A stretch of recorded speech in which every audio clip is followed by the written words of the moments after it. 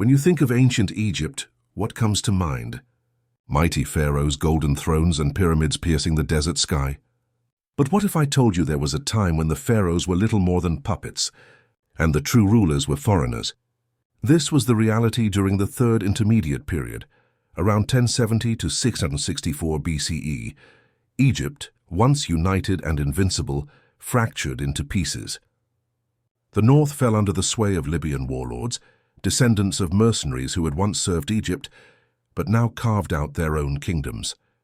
The south, on the other hand, was dominated by the powerful priests of Amun at Thebes, men who commanded not armies but faith, and sometimes that was even stronger. But looming just beyond Egypt's borders was another power, hungry and ambitious, the Nubians of Kush. Once conquered by the Egyptians, they now sought to reverse history and place themselves on the throne of the two lands. This is not the story of pharaohs in their glory. This is the story of Egypt divided, ruled, and reshaped by foreign powers. And it begins with a single question. Who truly sat on the throne of Egypt during its age of weakness, the pharaoh or the foreigner behind him?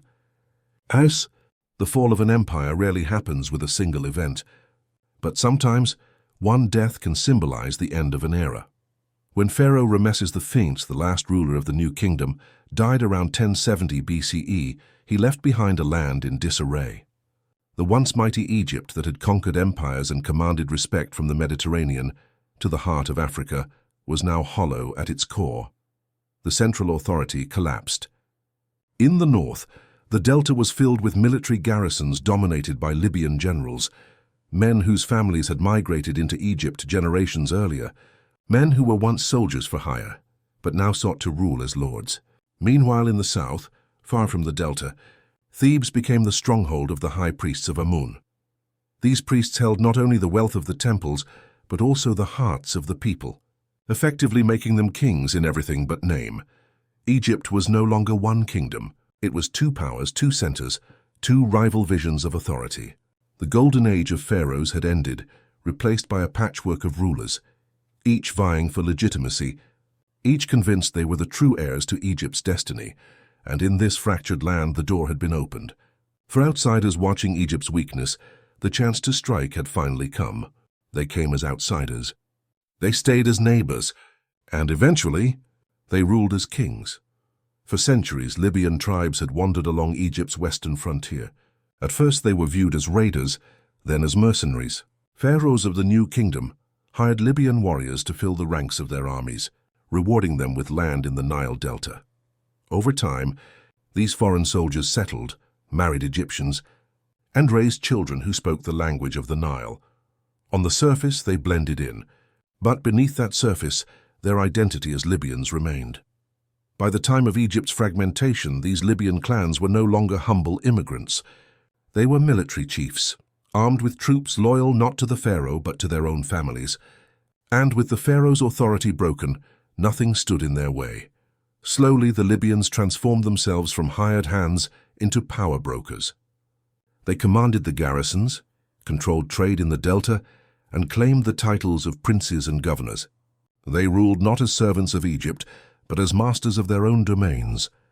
For the first time in Egyptian history, the symbols of royal power, the crown, the throne, the sacred rituals, began to fall into the hands of men whose bloodline stretched not to the Valley of the Kings, but to the deserts of Libya. Egypt's throne was no longer purely Egyptian, and soon one Libyan family would dare to claim the title of pharaoh itself. What happens when a foreigner not only seizes power, but wears the crown of Egypt itself? Among the Libyan clans that rose to prominence, one stood above all, the Meshwesh. Their leaders had been powerful chiefs in the Nile Delta for generations, slowly building influence, while Egypt splintered. And then one man, Shoshenq of Fars, made the boldest move of all. Around 943 BCE, Shoshenq declared himself pharaoh, founding Egypt's 22nd dynasty. For the first time, a Libyan did not just command armies or rule provinces. He stood as the living embodiment of Horus, the divine king of Egypt. To strengthen his claim, Shoshenq married into the royal family, linking his foreign blood to Egypt's sacred line. But legitimacy required more than marriage. Shoshenq launched military campaigns, projecting power far beyond the delta. He restored Egypt's presence in the Levant, raiding into Canaan, and proudly recorded his victories on the walls of Karnak. In doing so, he sought to remind the world that Egypt was still a force to be reckoned with. Yet beneath this display of strength lay a deeper truth. Egypt was no longer a unified empire.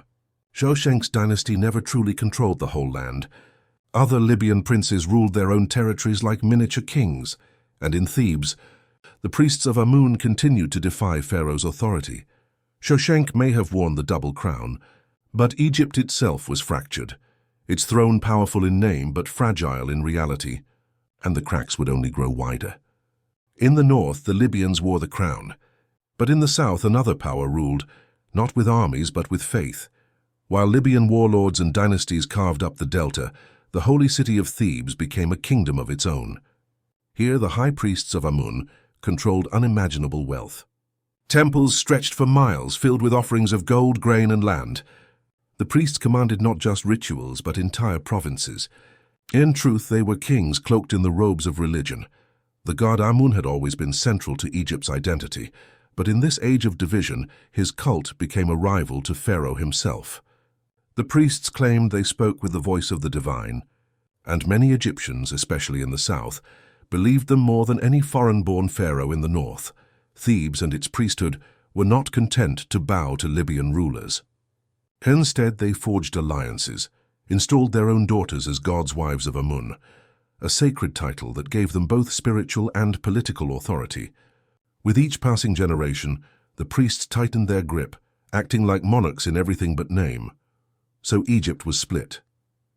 In the north, Libyan pharaohs fought to prove their legitimacy. In the south, Theban priests ruled in the name of the god Amun, two centers of power, two visions of Egypt, one fragile nation, teetering on the edge of collapse. And as the Libyans and Thebans vied for dominance, a storm was rising beyond the southern border, a storm that would come from Nubia. They wore the crowns. They built the temples. They spoke the language of Egypt. But to many, they were never truly pharaohs. The Libyan dynasties faced a unique struggle. How could foreigners convince Egyptians that they were the rightful heirs of the gods? Pharaohs were meant to be the sons of Ra, the earthly embodiment of Horus, but the Libyan rulers were descendants of desert tribes, not the sacred bloodline of the Valley of the Kings. To bridge this divide, the Libyan pharaohs worked tirelessly to appear Egyptian. They adopted traditional royal titles, restored temples, and even married Egyptian princesses to weave their families into the native line. On temple walls, they were depicted just like the great kings of old, offering gifts to the gods. Outwardly, they looked every bit the part, but beneath the surface, suspicion remained. Many Egyptians saw them as impostors, rulers by force rather than by divine right.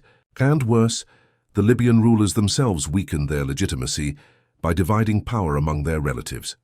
Princes were granted control over regions, brothers ruled like independent kings, and cousins waged their own private wars. Egypt became less a unified kingdom and more a federation of competing lords. The irony was striking. The Libyan pharaohs claimed the full glory of Egypt's throne, yet they never truly controlled the land they ruled. Their reign was built on fragile alliances, temporary loyalty, and the constant threat of rebellion. And as Egypt crumbled into pieces, a new challenger was preparing to strike, an ancient rival from deep in the south, Nubia. Once Egypt stretched like a single golden thread along the Nile. Now, that thread was torn into pieces. By the height of the Third Intermediate Period, Egypt was no longer one kingdom. It was a patchwork of rival states. In the Delta, Libyan princes ruled like independent lords, each carving out their own territory, raising their own armies, and even minting their own symbols of power. They were pharaohs in miniature, but without the strength or unity of the great kings of old. Further south, the city of Thebes stood apart as a theocracy, governed by the high priests of Amun. Here, faith was weaponized as power. Temples controlled land and labor, and the priests rivaled the pharaohs themselves in both wealth and influence. Between these centers of power, smaller warlords and governors seized their chance. Each ruled like kings of their own fiefdom, caring little for Egypt as a whole. The once mighty land of the pharaohs had become a chessboard, with too many players and no single master. To outsiders, Egypt no longer looked like an empire. It looked vulnerable, and beyond the southern border in Nubia, a new kingdom was rising with ambition burning in its heart. The Kushites had been Egypt's subjects once, but now they prepared to become Egypt's rulers. The age of foreign domination was about to enter its next chapter. The land of the Nile was divided, but the river does not forget. To the south, a new power was quietly gathering strength. Nubia, also known as Kush, had long been under Egypt's shadow. For centuries, its kings had paid tribute to the pharaohs, adopting Egyptian gods, architecture, and administrative systems. But as Egypt fractured, Kush saw an opportunity to reverse the centuries-long hierarchy. No longer the conquered, the Nubians prepared to become conquerors themselves.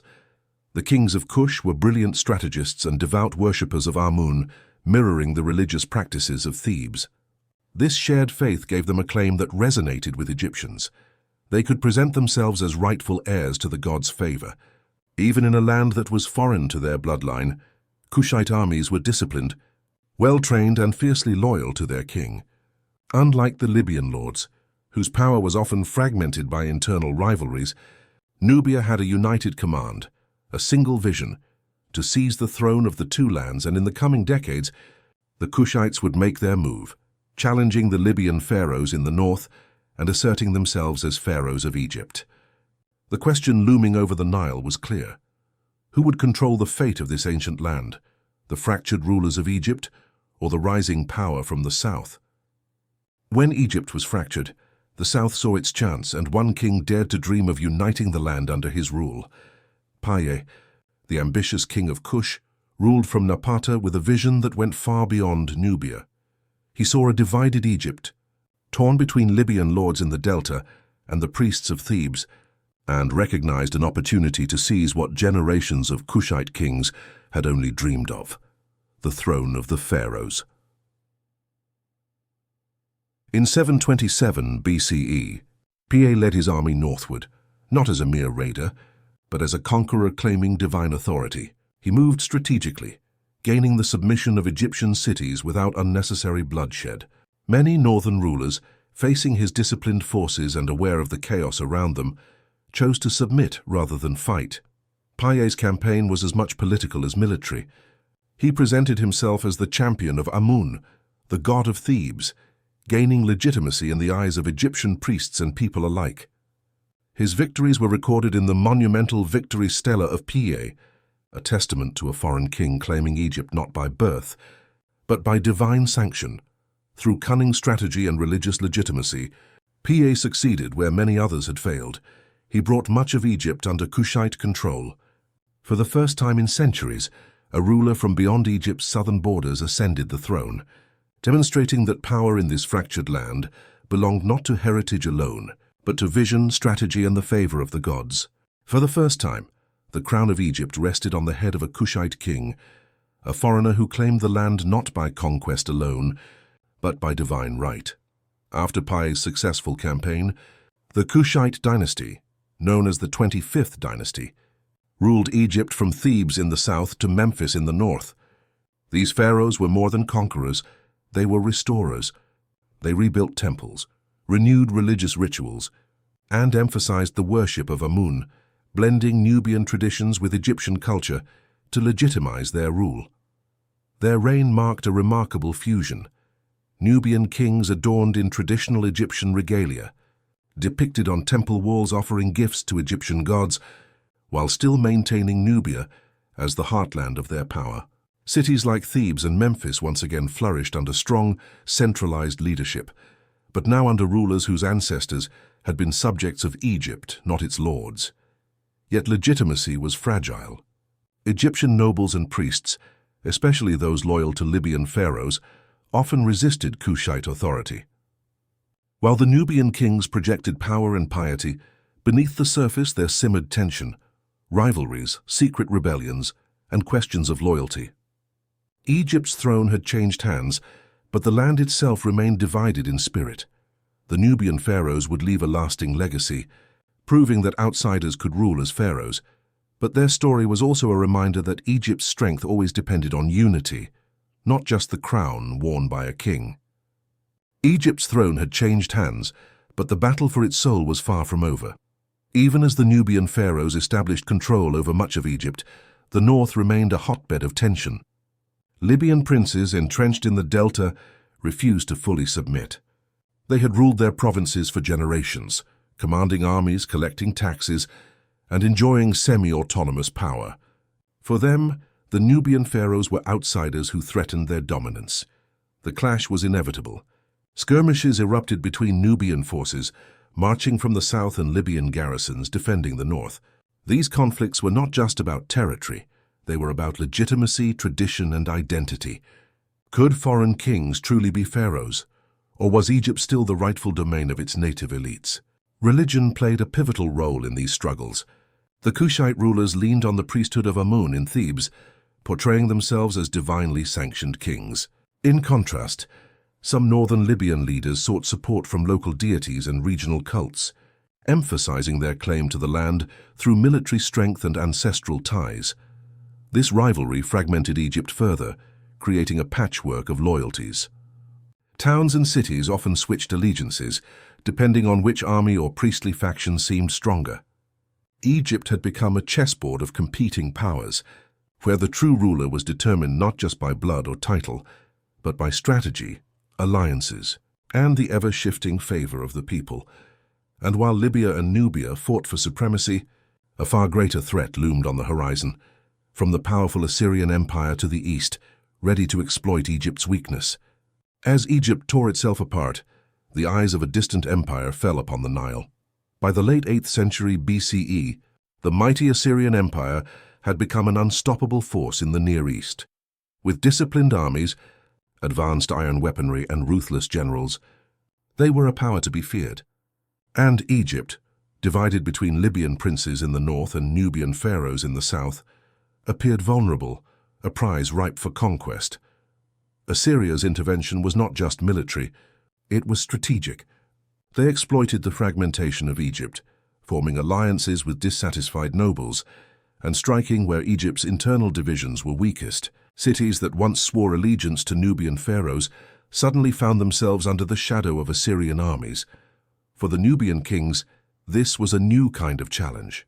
Their rule had been built on the illusion of unity, but the Assyrian threat revealed the fragility beneath the crown. Despite their devotion to Amun and their strategic brilliance, they were now facing an empire whose reach extended far beyond the Nile. The Delta became a battlefield once more, but this time, the conflict was not between Egyptians and Nubians, or Libyans and pharaohs. It was a clash of empires, a confrontation between a fractured Egypt and one of the greatest military powers of the ancient world. Egypt's age of independence was slipping away, replaced by a new reality, foreign domination from beyond its borders. And yet, the legacy of the Libyan and Nubian rulers would linger, a testament to the resilience of Egypt's civilization even in its darkest hours. Even when kings fall, gods endure, and sometimes the gods hold more power than any throne. During Egypt's third intermediate period, the cult of Amun in Thebes became more than just a religious institution. It was a political powerhouse. While pharaohs from Libya or Nubia claimed divine sanction, the priests of Amun controlled the lifeblood of Upper Egypt, wealth, land, and the loyalty of the people. Temples were more than spiritual centers. They were economic and political hubs, rivaling the power of kings themselves. The high priests manipulated Egypt's divisions to their advantage. By supporting some rulers and opposing others, they could determine which pharaoh would reign and which would fail. They installed their own candidates in strategic positions, controlled crucial trade routes along the Nile, and used the god Amun's authority to legitimize or delegitimize foreign rulers. Even the Nubian pharaohs, despite their piety and military strength, had to rely on the support of Amun's priests. Without their endorsement, no crown was truly secure. The god Amun had become kingmaker, proving that in a divided Egypt, religion and politics were inseparable. The story of this era is as much about temples and priests as it is about pharaohs. The Nile was not just a river, it was a stage where faith, power, and ambition collided, shaping Egypt in ways that armies alone could not achieve. And while the priests of Amun wielded immense influence, the next wave of conflict would come from beyond Egypt's borders, threatening to sweep away both kings and priests alike. Even the mightiest dynasties must face their reckoning, and for the Nubian pharaohs that reckoning came from the north. After decades of rule, the 25th dynasty faced mounting pressure. The Nubian pharaohs had restored temples, reinforced their legitimacy through Amun, and ruled from Thebes to Memphis, but the Libyan princes in the delta still lingered as a thorn in their side. Internal challenges were compounded by an even greater threat, the Assyrians, whose armies had advanced into the Levant and eyed the Nile with growing ambition. Kings like Taharqa, the legendary Kushite pharaoh, fought tirelessly to defend Egypt's sovereignty. He launched campaigns in the north, fortified cities, and sought to rally loyalty among Egyptian nobles. Yet the Assyrian forces, disciplined and relentless, were unmatched. They advanced along the Nile, crushing resistance and forcing the Nubian kings to retreat southward. By 664 BCE, the Kushites had been expelled from Egypt, retreating to their homeland in Nubia. The era of Nubian pharaohs, an unprecedented period where foreigners ruled Egypt with power and piety, had come to an end. The throne of Egypt fell into the hands of Assyrian-backed rulers, marking the conclusion of the Third Intermediate Period. Yet their legacy endured. The Nubian pharaohs had proven that outsiders could claim the throne, rule with legitimacy, and preserve Egypt's sacred traditions. They left behind monumental temples, restored cities, and a story of ambition, faith, and resilience that would echo through history. Egypt's story is often told as the tale of mighty pharaohs and unbroken glory, but the Third Intermediate Period reveals a different truth. Power is fragile, and division invites outsiders. From the death of Rameses V to the fall of the 25th dynasty, Egypt endured centuries of fragmentation. Libyan princes carved out kingdoms in the north. The priests of Amun ruled the south with divine authority, and Nubian kings claimed the throne with both military skill and religious legitimacy. The land of the pharaohs was no longer a unified empire, but a battleground of competing powers, each asserting their right to rule. The period teaches a critical lesson. Unity is the foundation of strength. When Egypt's rulers were divided, the country became vulnerable to both internal rivalry and foreign intervention. Yet even in turmoil, its culture, religion, and institutions endured. Temples continued to function, faith continued to inspire, and dynasties, foreign though some were, sought to uphold Egypt's legacy. By the end of the Third Intermediate Period, Egypt's independence had been challenged, but its civilization survived. The Libyans and Nubians left their mark, showing that even outsiders could shape the destiny of one of history's greatest civilizations. And in this story of ambition, faith, and survival, the lessons resonate far beyond the Nile. Power, legitimacy, and unity are always intertwined, and history rewards those who understand both. Egypt may have been divided, but its spirit remained unbroken.